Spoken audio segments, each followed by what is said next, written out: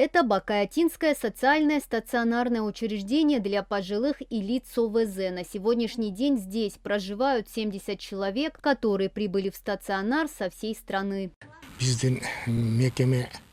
Наше учреждение рассчитано на 80 человек, но сейчас у нас 70 жителей. В стационаре имеются различные условия для проживания в соответствии с потребностями. Предоставляются медицинские, социальные и юридические услуги. У всех постояльцев имеются необходимые документы, а также мы всем обновили паспорта.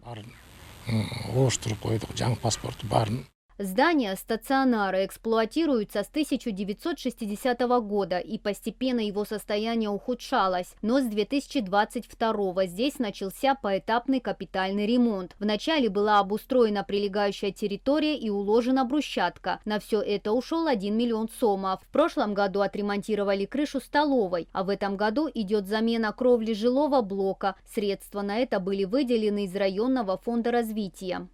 По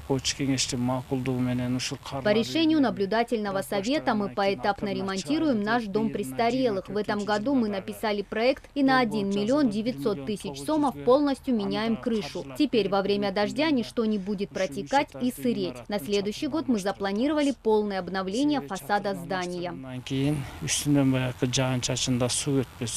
В стационаре большое внимание уделяется уборке помещений и поддержанию чистоты. По словам здесь проживающих, присутствует комфортная атмосфера. Территория ограждена от посторонних глаз, много места для прогулок.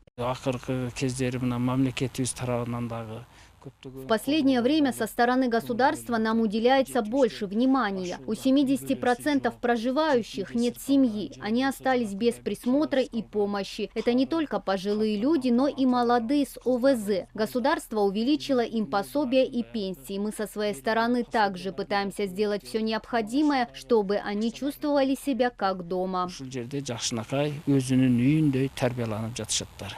Отметим, что ежегодно на содержание Бакаятинского социального стационарного учреждения для пожилых и лиц с ОВЗ из государственной казны выделяется 24 миллиона сомов.